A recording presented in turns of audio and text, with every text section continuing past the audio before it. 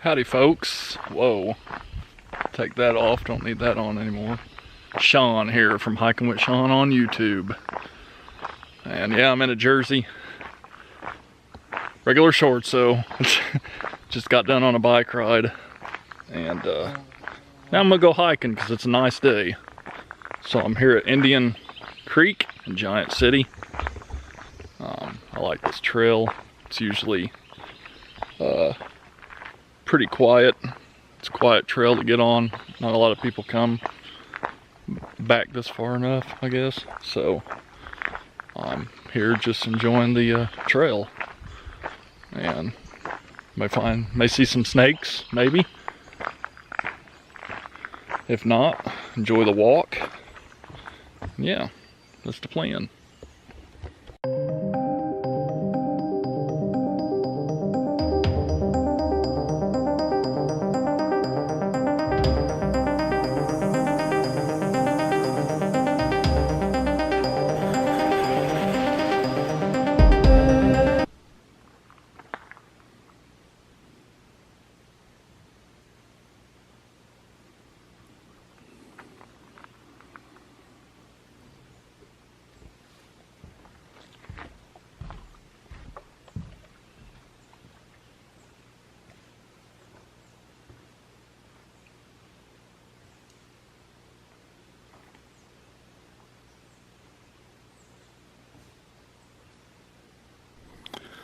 The bluffage here never really disappoints you.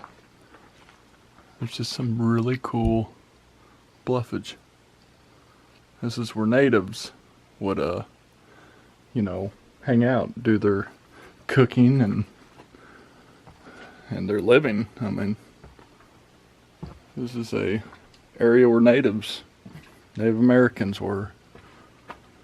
So it's very historical. It's very cool because, well, you know, it's some of the first people around here way before us, way before we settled, or even got on the boat and came over. They were living here. This was their home, which I think is really cool. And you can, if you read that sign back there, paused and read it, these little areas would be where they're like living quarters would be.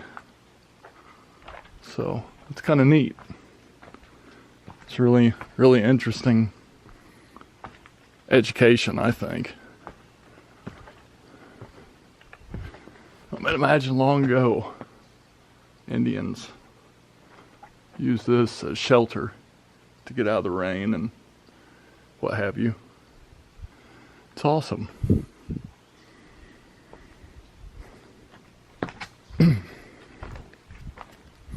Imagine the hiking they did.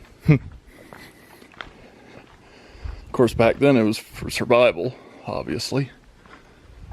They had it a lot harder than we have it now. And unfortunately, we gave them even a harder time. Which is sad, you know. Wish we could have just learned to live with them and them learn to live with us, and, you know, we would have probably had a better life. But it's something to remember, you know, it's something to never forget. It's kind of like the Cherokee Nation does a bike ride every year called Remember the Removal. And I try to, you know, shout them out and stuff like that when they do it. But they basically ride the route of the Trail of Tears, and it's really, wish I could do it with them. Probably could do some of the Illinois, you know, just ride with them. I'm sure wouldn't be a big deal, but it's really neat. Bluffage, cool bluffage. I could hike the easy trail, but I want to be by the bluffage.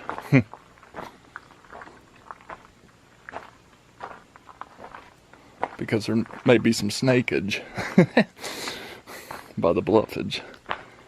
Because snakeage like bluffage.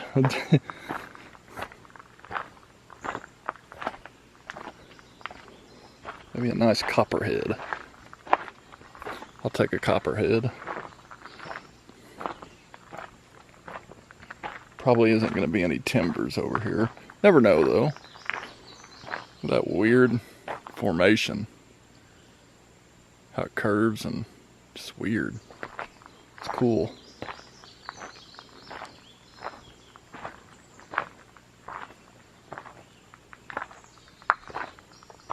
Very cool.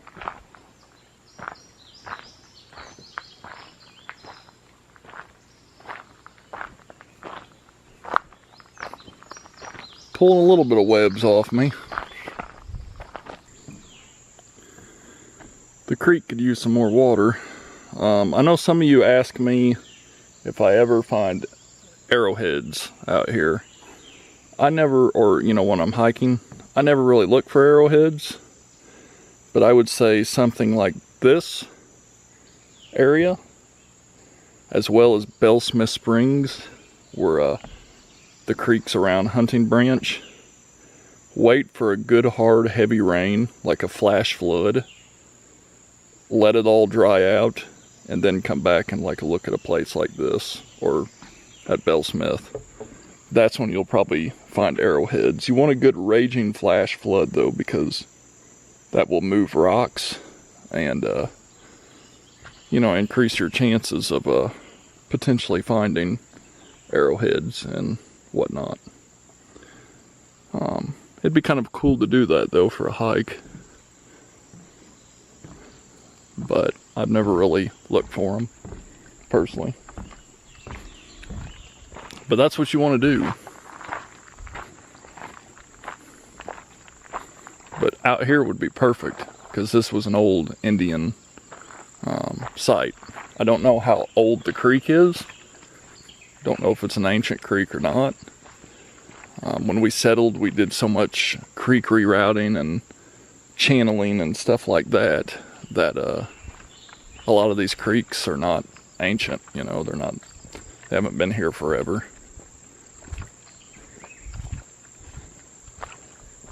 Something cool though is if you're hiking out in the wilderness somewhere and you see what looks like an old trail, and it kind of dips in and it's like wide enough for a car. It was probably a wagon road at one time. And that's old settlement. That's before cars. So it's kind of neat. There's nothing like a big vine. But it's even cooler when there's vines growing on a big vine. That's cool. I just love vines. I mean, we pass them up, we don't think much of them, but look at that big monster. I just think that's awesome.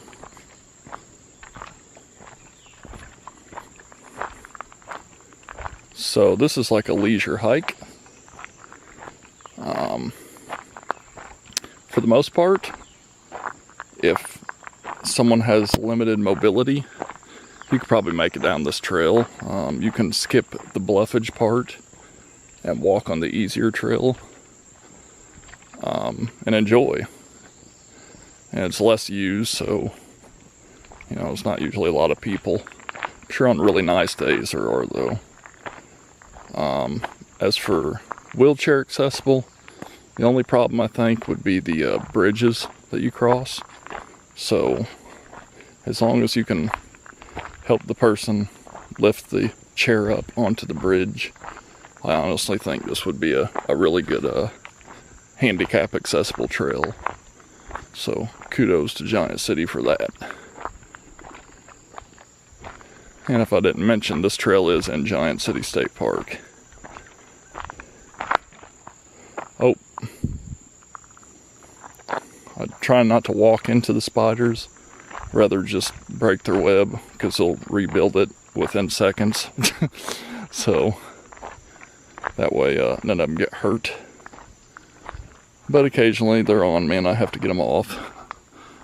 I just try to get low and not flick them, but get them where they web down off me. I don't want to hurt any of them. You can't see it, but that's a big one. There's something on his back. Food or something. Oh no, that's cool.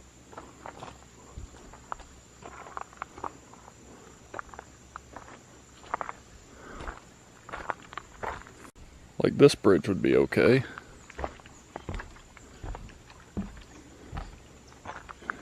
It's just on the beginning of some of them and the ends, there's a little bit of a up, you know, a little step up.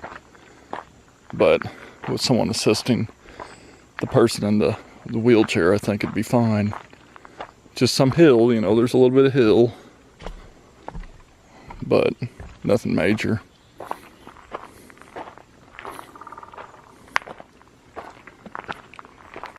And that was it. Not even a mile. Still a good hike. I even went through a spider web just now, so that's how fast they rebuild.